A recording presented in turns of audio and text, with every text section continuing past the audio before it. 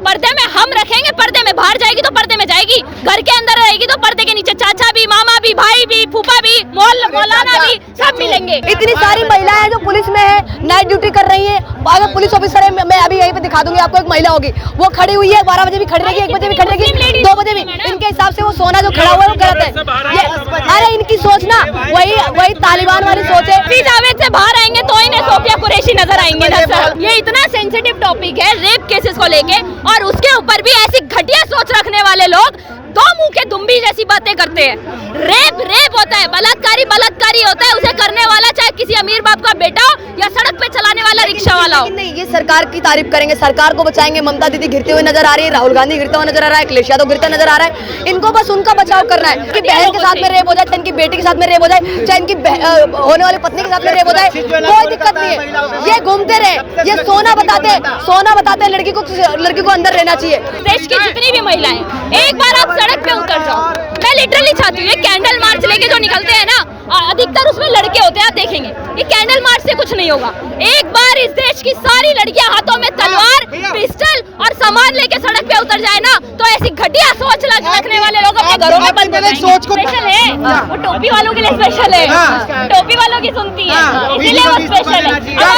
योगी को भी इस्तीफा देना चाहिए, क्योंकि वहाँ पे देखिए अभी यूपी में एक मौलाना देखो बोलने नहीं दे रहे। यूपी के अंदर में लॉ एंड ऑर्डर इतना अच्छा है कि मौलाना अपने घर अपने बाप अपने जाता है बाहर में, 11:30 बजे 2 आदमी आता है, बच्चा पता नहीं कौन आता है, 2 लड़की को, मासूम बच्चे को गला करके मार देता है। मारने वाला पता कौन है? कोई भी हो, अरे मारने वाला मौलाना ही है, वही भतीजा कोई भी हो, मदरसे में पढ़ाने वाला मौलाना है। लॉ एंड ऑर्डर की बात कर रहा हूँ मैं, लॉ एंड ऑर्डर की बात कर रहा हूँ मैं। इस्तीफा देना चाहिए। क्या ऐसी सरकार होगी जो मारने वाले मदरसे के जिन बच्चों को मौलाना पढ़ाता था ना, उसी ने बेटी और पत्नी की हत्या कर दी। अब धार्मिक शिक्षा देने के लिए किसी को प्रताड़ना देंगे तो हो सकता है आपको झेलना ही पड़ेगा। इस तरीके तो धार्मिक प्रताड़ना। और देखिए मैंने पूरी तरीके से पढ़ा है, उन बच्चों का ये कहना है, बच्चों का नहीं, बच्चों के माँ बाप का कहना है कि धार्मिक शिक्षा देने के लिए उसको मारते पीटते थे। तो भाई बच्चों को गुस्सा आ गया, उसकी पत्नी और उसकी बेटी को निकाल दिया। ये गलत है।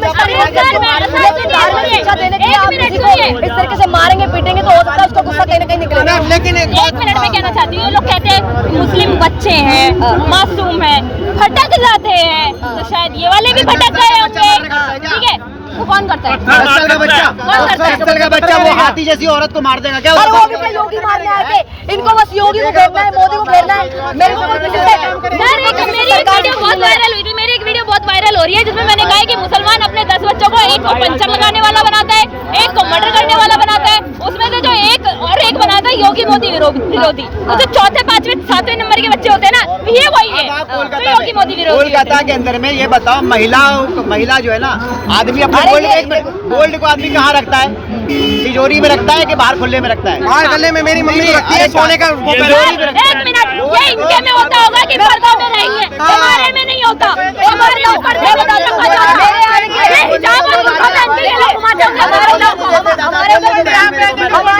क्रिमिनल्स को इतना डर है कि मैं खुले में भी अगर सोना रख दूं चोरी नहीं हो सकता। अभी इनका कहने का मतलब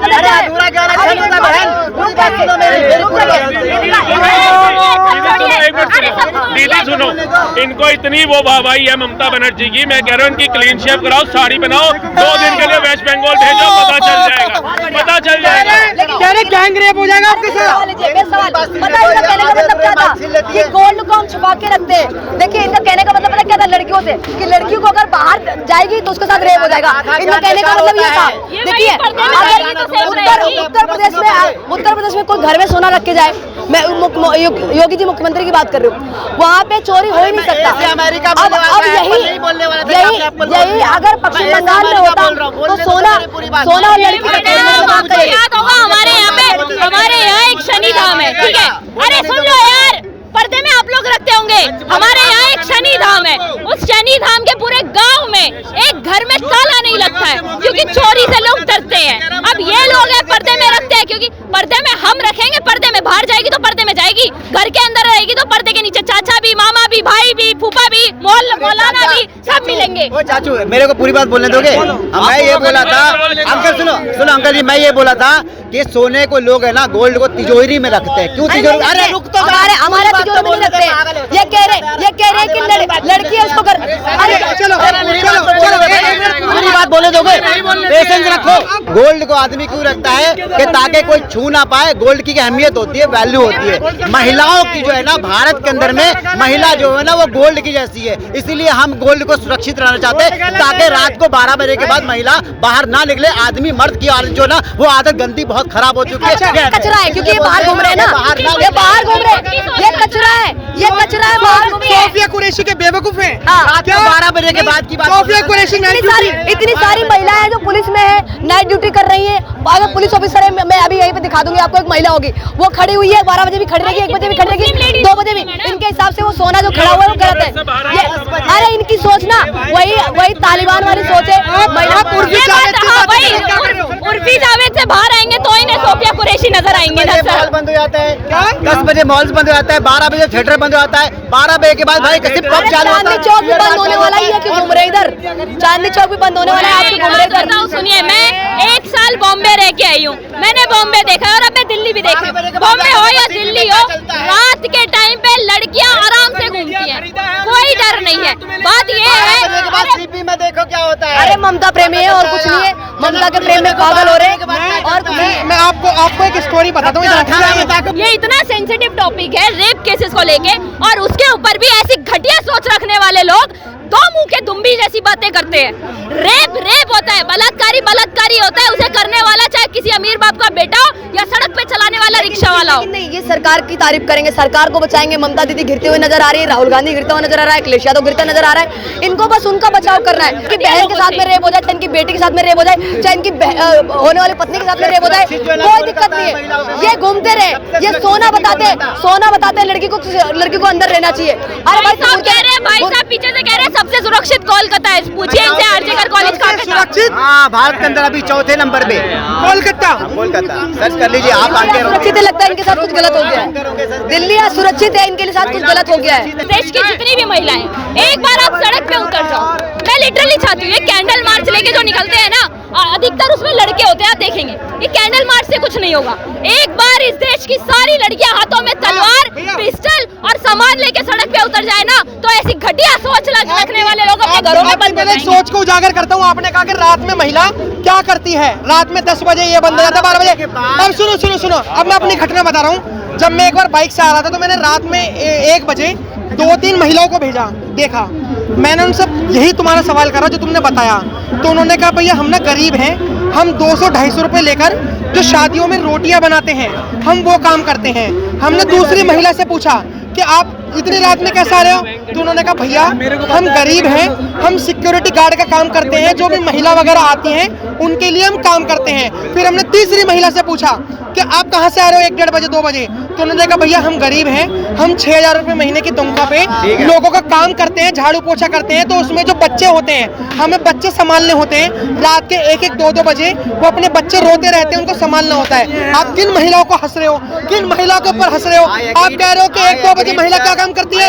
अगर ये भी ये जर्नलिस्ट है, अगर कुछ गलत हो जाएगा फिर रात के 1-2 बजे में जाएगी। नहीं, देखिए इनकी जो मानसिकता है ये यही चीज दर्शाती है। देखिए महिलाओं पे इतनी आसानी से इन्होंने सवाल उठा दिया कि महिलाएं वो 12 बजे के बाद निकल के कर पा रही है। जैसे ममता बनर्जी ने बोल दिया वैसे ये भी बोल रहे हैं। इनकी मानसिकता दर्शाती है।